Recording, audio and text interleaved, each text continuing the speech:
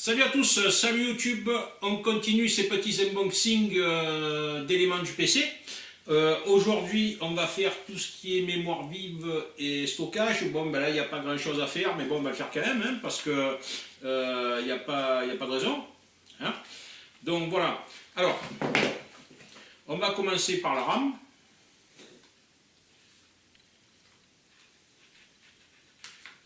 Hop là.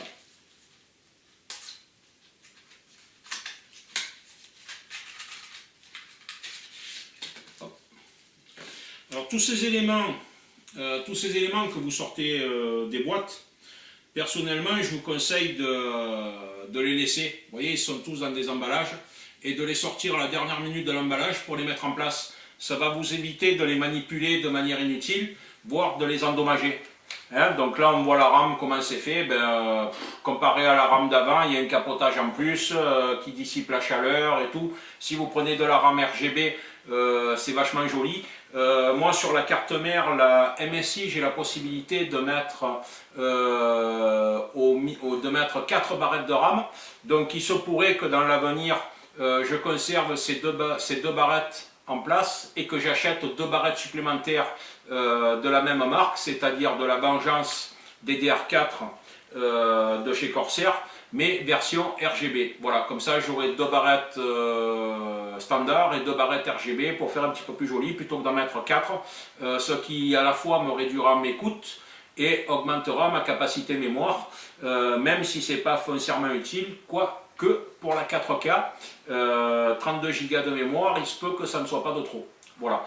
Mais ça sera un investissement ultérieur qui sera de l'ordre de 130 à 140 euros. Alors, la RAM en informatique, c'est on va dire quasiment le seul produit qui subit des variations. Alors des variations, pourquoi? Des variations de prix, parce que c'est un petit peu l'offre et la demande. Et bien, quand il y a beaucoup de demandes, les prix augmentent, quand il y en a moins, les prix baissent. Donc c'est à surveiller. Si aujourd'hui, moi cette RAM, je l'ai payé 93 euros les 16 Go. Donc si vous voyez qu'elle baisse encore, ben, n'hésitez pas à acheter avant qu'elle ne remonte. Voilà. Après, donc, on va ouvrir donc, le disque dur SSD. Alors, je ne sais pas pourquoi, j'ai trouvé ça quelque part, mais chez la marque Western Digital, donc qui est celle-là, ils ont les modèles qu'ils appellent Blue et les modèles qu'ils appellent Green, donc bleu et vert. Alors pour une raison que j'ignore, les bleus sont plus rapides que les verts. Voilà, ne me demandez pas pourquoi, c'est comme ça. Donc voilà, moi j'ai pris du bleu. Donc là on est sur un stockage de 250 Go, ce qui est déjà pas mal et plus que suffisant pour le stockage système.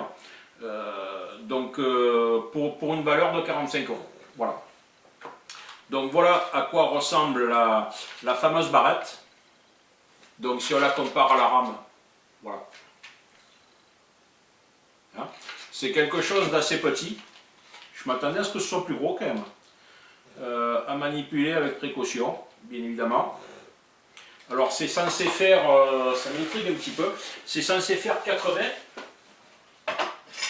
J'ai un réglé qui est ici.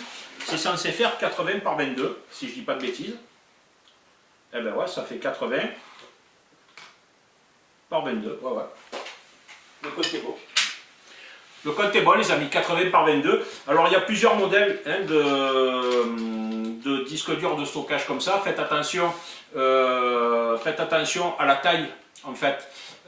Parce que certaines cartes mères ont la possibilité, ont des plots qui s'adaptent. En fait, là, vous rentrez cette partie-là où il y a les connecteurs dans le connecteur. Vous la baissez et vous mettez une vis qui le tient. Alors, sur certaines cartes mères, on peut déplacer le plot en fonction de la taille. Je crois qu'il y en a qui sont plus courts, mais plus larges. Alors voilà, donc faites attention lorsque vous l'achetez à prendre quelque chose qui s'adapte. Voilà. Alors après, bon là je vais peut-être pas l'ouvrir de suite. Là on est sur un disque dur classique, hein, donc là c'est un Seagate Barracuda qui est actuellement le disque le plus réputé, je dirais, donc le Seagate Barracuda en 1 Tera. qui celui-là servira au stockage de toutes les vidéos, au stockage des jeux et des éléments de bureautique. Voilà. La question que je me pose, puisque moi je ne suis pas informaticien, voilà, enfin, c'est informaticien, c'est un métier, c'est en mettant un disque dur pour le stockage et un disque dur pour le stockage système, où vont aller les données? Est-ce qu'à chaque fois elles vont y aller automatiquement en se disant ouais ben moi je vais là et moi je vais là, ou est-ce qu'il va falloir leur indiquer le chemin à chaque fois, c'est-à-dire que lorsque vous allez faire une photo, est-ce qu'à chaque fois il va falloir lui dire toi va te stocker sur le SSD et toi va te stocker sur le disque dur classique? Bon, c'est la question que je me pose, donc je verrai à l'usage. Hein, lorsque le PC aura démarré, je vous dirai de quoi il en retourne.